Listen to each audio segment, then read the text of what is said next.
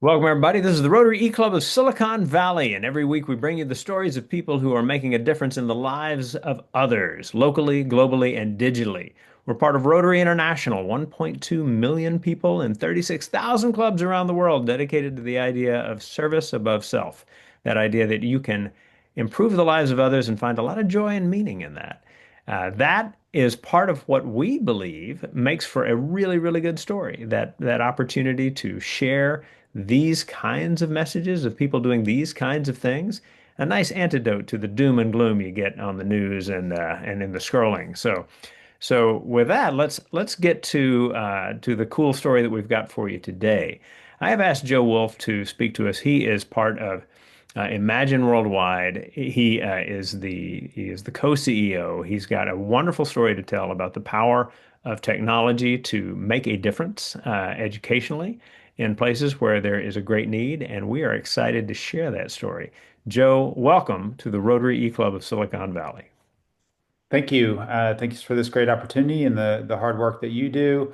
But quick by way of background, I was in the finance industry for a long time, and like many of you on this call, decided to place service over other functions and other reasons for having professions. And so in 2012, I left that world to focus on the education nonprofit space, all around the effective use of technology to personalize learning, democratize content, take pressure off of under-resourced systems. First half of that was domestic facing here in the US, helping school districts identify and eliminate structural barriers that made it difficult for them to innovate. And in 2017, we incubated Imagine within my old nonprofit, which was called the Learning Accelerator. And since 2017, we've been an independent 501(c)(3) focused on bringing education to the masses in Sub-Saharan Africa. So with that, I will share a quick presentation. So our focus is to solve the literacy and numeracy crisis for millions of children across Sub-Saharan Africa. Literacy and numeracy are correlated with every other social outcome that we care about as society. Kids that are literate and numerate will live longer.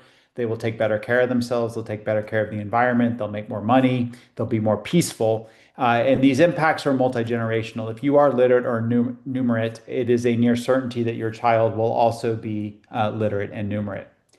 Yet the reality is that 89% of children in sub-Saharan Africa are unable to read a simple text by the age of 10. It's not because these kids aren't smart. It's not because they aren't motivated. It's because the systems are failing them, deeply, deeply under-resourced systems. Also, in the 2020s, 10 years from now, 42% of global youth will be African. This is a widely unknown, underappreciated statistic. But whatever we care about as society, if half of the world's youth are coming from one region, we need to do a lot better than 89% being unable to read with a simple text. The problems are systemic. So here's the uncomfortable truth. The reality is that these countries are some of the youngest in the world. 19 of the 20 youngest countries in the world are in sub-Saharan Africa. And so you're talking about very large class sizes, 100 children per teacher, insufficient teacher training, lack of instructional materials, lack of power and connectivity. These are systemic challenges, and it is completely unrealistic that we're going to be able to build enough classrooms and hire enough teachers. There's a 15 million teacher shortage in sub-Saharan Africa to get to globally recognized ratios of students and teachers. It's an impossibility. And so we have to do something that is far more innovative and creative, and thus Imagine was born. So this is what a standard classroom in Malawi looks like. Teacher with between 100, 150 children. As you can see, lack of furniture, lack of instructional materials. Similar realities in the other scale countries in which we work. These countries are spending some of the highest percentages of GDP on education in the world. The problem is they're very little GDP. These are some of the lowest income countries. So in this same classroom, we have a very different solution. And so let me pop over to one other place to share. And I'll just play a 1-minute video that shows the work that we're doing here in Malawi.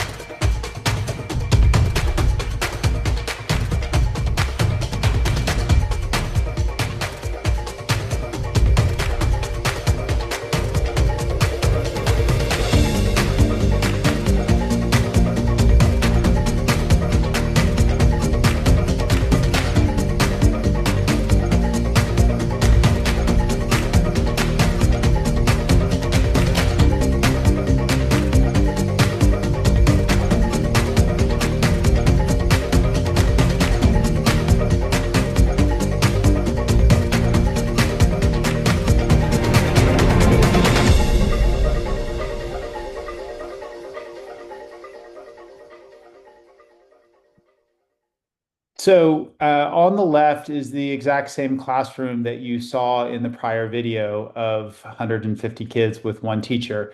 Every child has their own personalized learning experience with the tablet.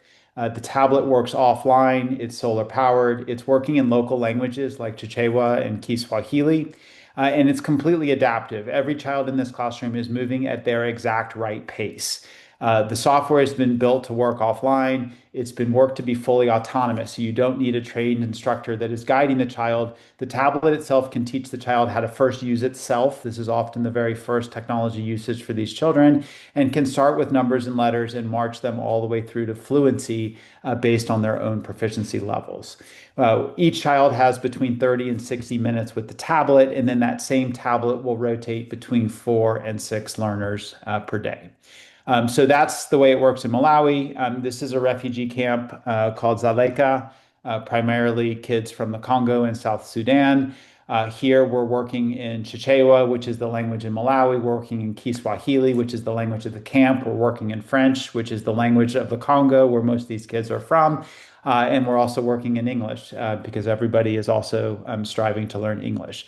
So as you would expect in a place like a refugee camp, there is no adult proficient in all of these different languages, whereas the tablet can house all of them, and we're able to toggle between languages based on the use case. On the left is in Senegal. On the right is in Sierra Leone. So you'll see a lot of consistency from place to place. In all these programs, we're partnered with governments. These are government-led programs where the government is committed to bringing these technology solutions to their primary school systems. What we see in the work is really significant gains in literacy and numeracy, but we also see increases in attendance, enrollment, persistence, especially for girls. And so on the left, you'll see a standard classroom in Sierra Leone. Standard one, first grade, has 55 boys, 60 girls for a total of 115 students.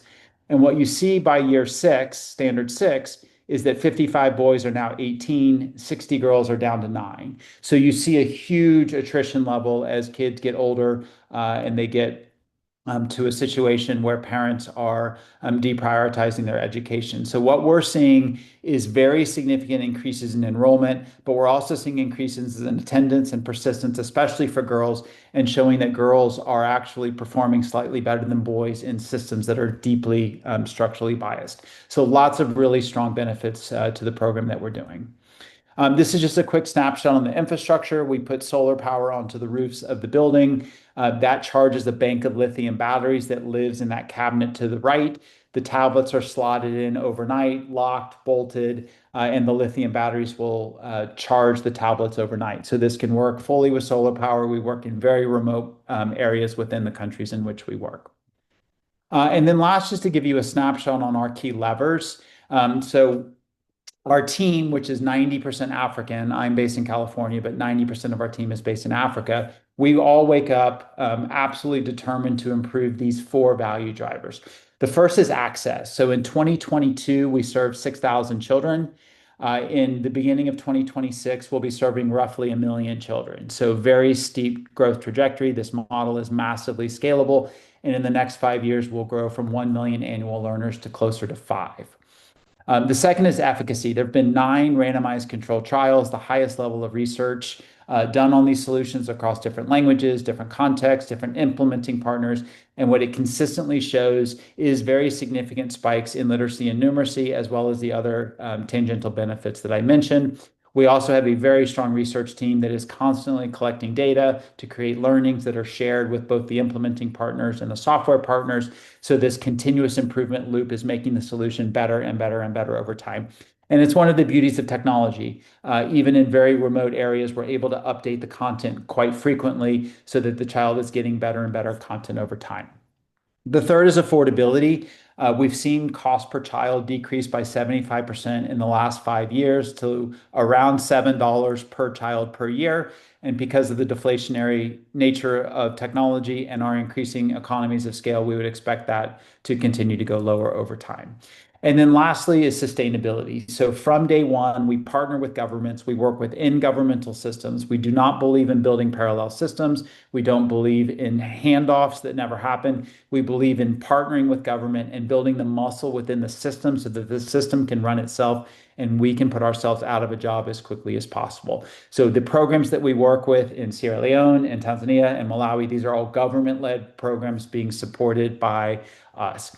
And the last thing I'll say is just the relationship between us and the government. We mobilize philanthropy and aid to do the upfront infrastructure, the solar, the charging security cabinets, the tablets, and the government pays for all the recurring costs in the model. Recurring costs are estimated to be around $3 per child. That $3 is included in the aggregate price of seven. But when we partner with donors, when we partner with multilaterals and bilaterals, they're focused on that upfront infrastructure, and the government is focused on the recurring costs. With that, I will pause and be happy to take any questions that people might have. Fantastic, Joe. I love this project for all sorts of reasons. I also love that we've got a good group of people joining us, and I'll actually introduce them. And let's start with Nick Lagarde from our club, who is in Vancouver, friend of the club, Ben Shoemaker, who is in Wisconsin, and past District Governor Claire, who is up in Oregon.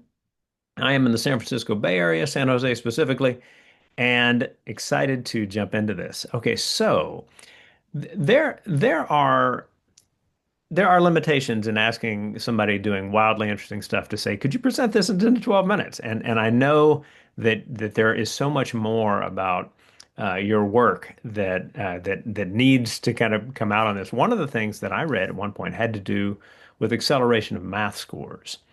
And I'm wondering if first of all, that I'm thinking about the right thing. And if so, can you talk a little bit about the degree to which math improvement has become a part of using the tablets in these settings as well? Sure. So every child uses the tablet for between 30 and 60 minutes a day. Half of that is for mathematics. They say maths, plural, in Sub-Saharan Africa, and half is literacy in the local language of instruction.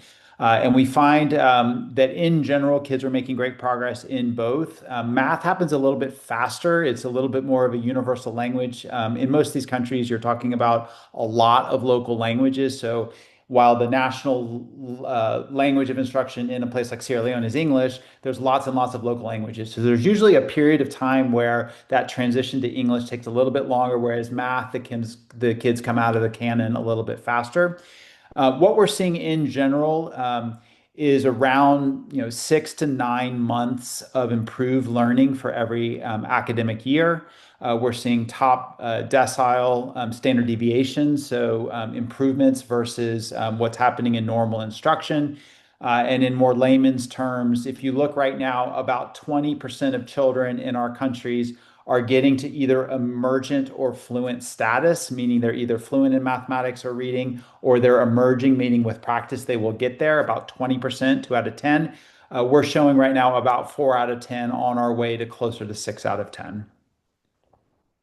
I think that for a lot of people who aren't versed in what happens in educational pedagogical theory, that seems kind of like wild numbers, but just think about how much more you learn when you are actively involved. And it seems like this is kind of the core piece of this effort is that you're able to get someone actively working on ideas and getting immediate feedback on those things as well. Is that a fair way of characterizing it? Yeah, I would say there's sort of three magical parts of this. The first is personalization.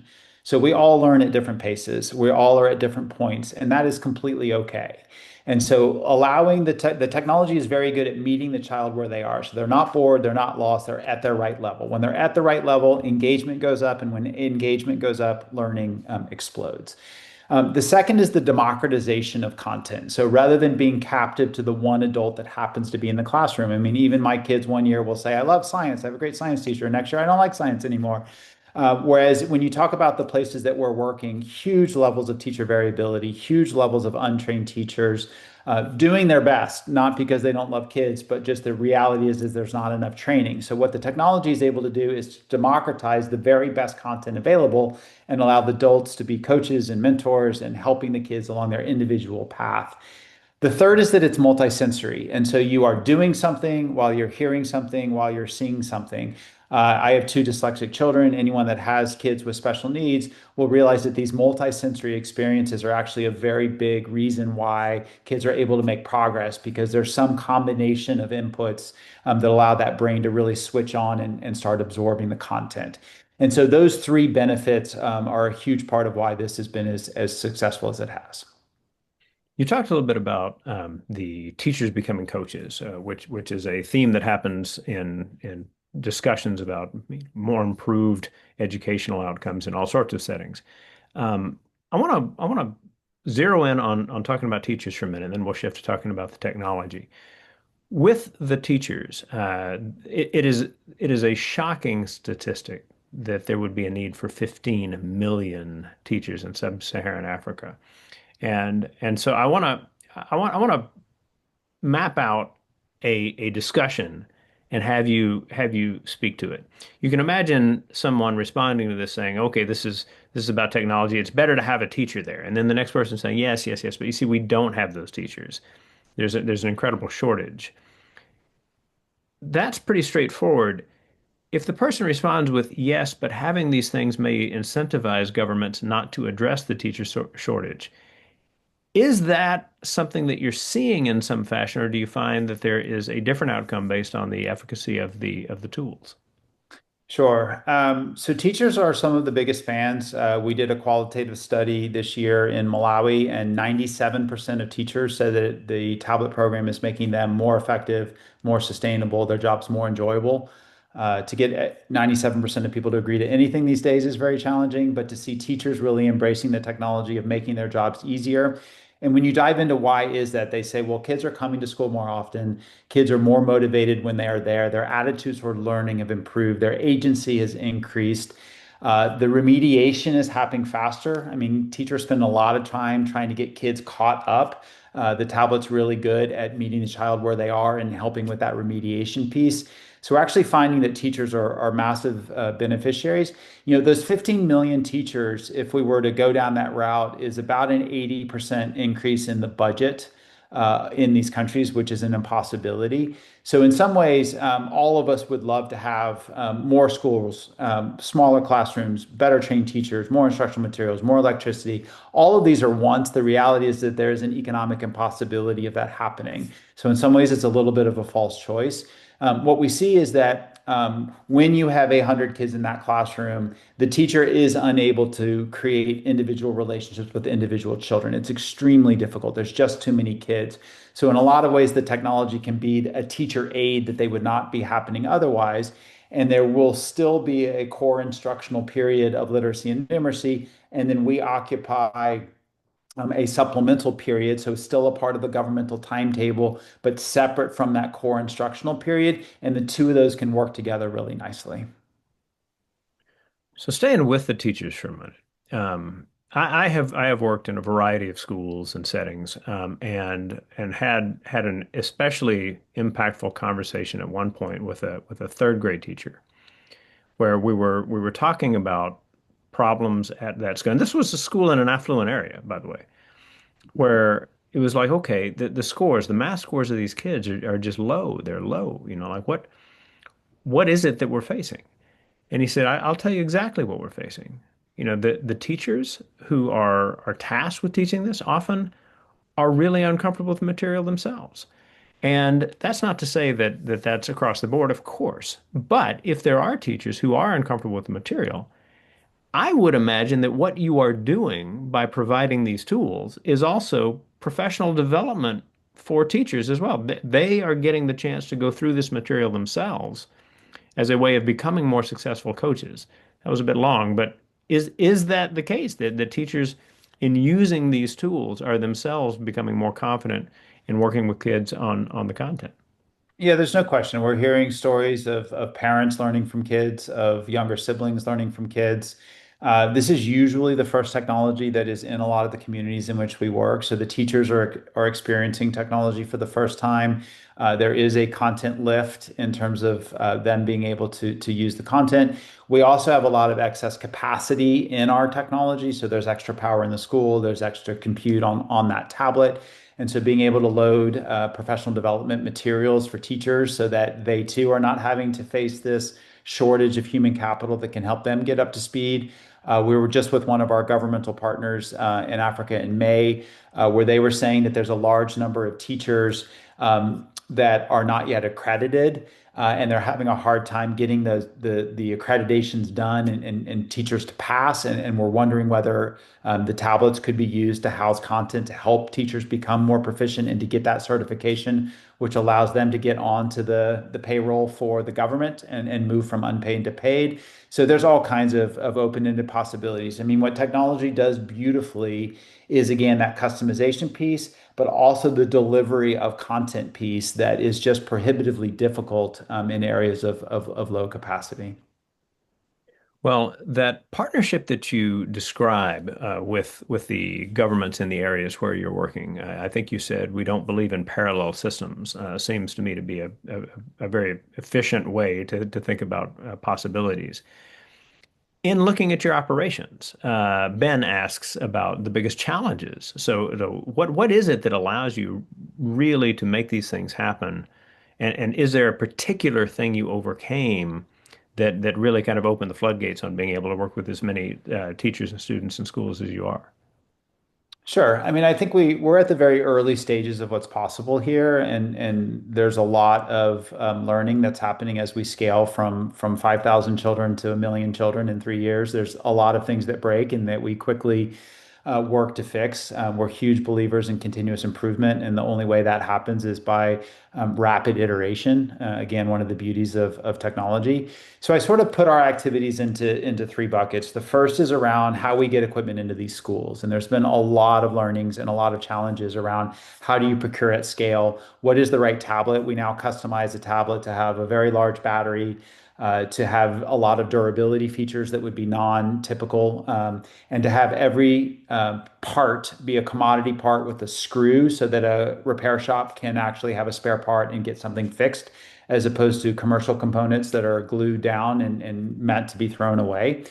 So there's been a lot of learnings and challenges and difficulties and opportunities associated with getting the supply chain right, getting the right solar systems, getting the right headphones, getting the right cords between the two. There's just a million things that iterate and get better.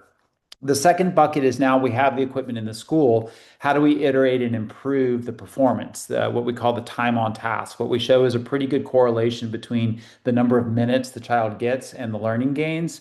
And so in these areas, there's not connectivity. There's very low levels of robust cellular coverage. And so collecting data is extremely difficult in large parts of rural communities, off-grid communities, et cetera. So a lot of what we've been doing on our side is to build context-specific technologies that can do a better job of doing things like aggregating data, transmitting data, batching data, creating tasks from that data. When you start with a low level of technology infrastructure and you go all the way through to data-driven tasking, there's a lot of learnings and a lot of challenges along that path for us as an organization, but also for our government partners. And then last, let's assume that the kids have enough time on task. How do we really accelerate learning so that every year it gets better and better and better, and do so within governmental structures? And so we come into it eyes wide open, that governments are not the most efficient organisms in the world, but they are the ones where all the kids show up and go to their schools. 95% plus of kids go to governmental schools. So if we're really talking about systemic change, if we're talking about really approaching the bulk of this problem, it does need to be done within systems, systems, governmental buildings, governmental timetables, governmental budgets.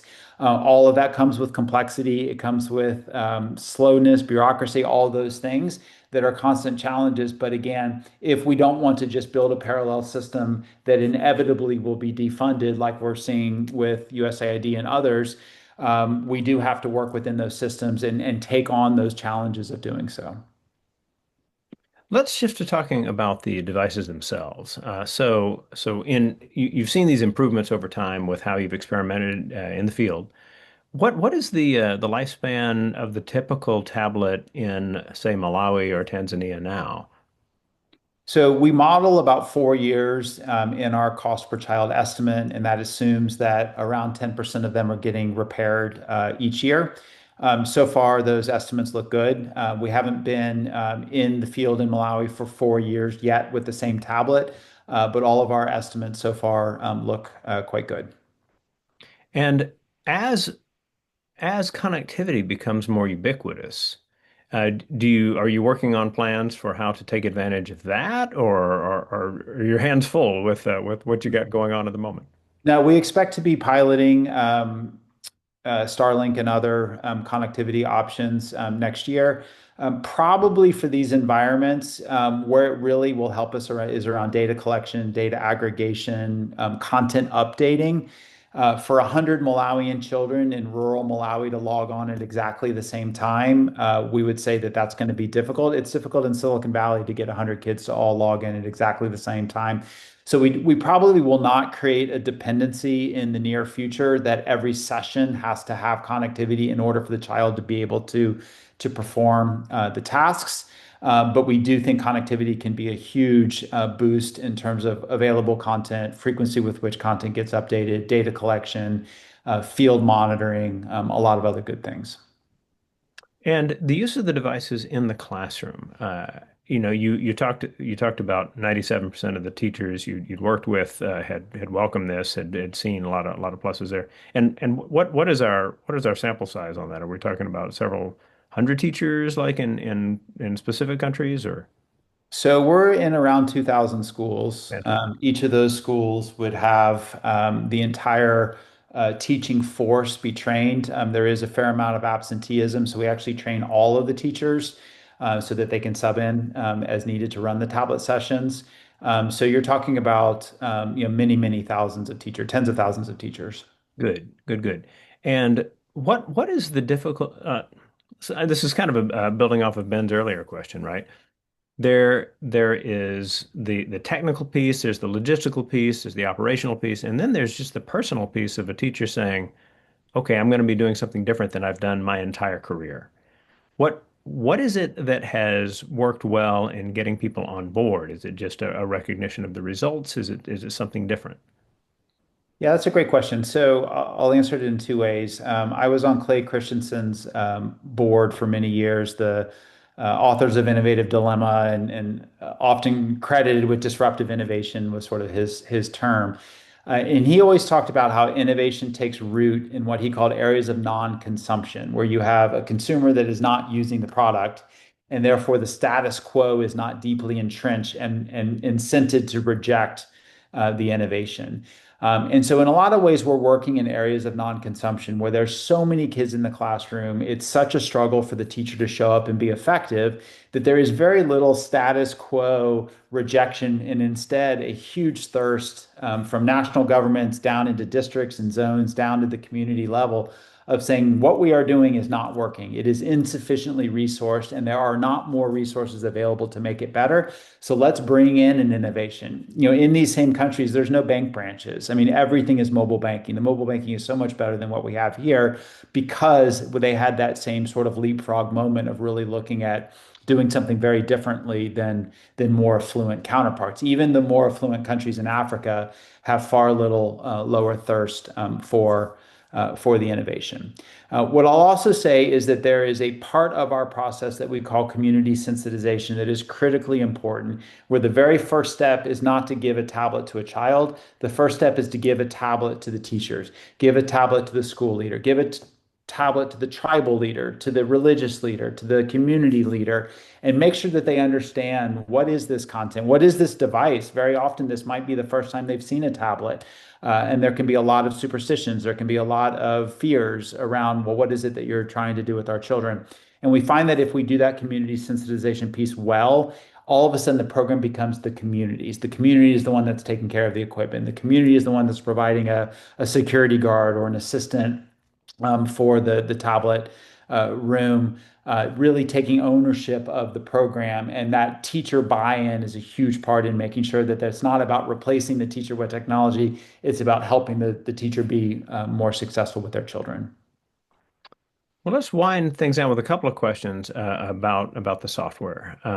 So Ben asks about developing. How did you originally develop the software and content, and do you have to do things from scratch? So we do not provide the software. We have a partner called 1 Billion, an NGO based in the UK, that created the content for the context. They actually, the only thing they do is content for these lowest resource contexts.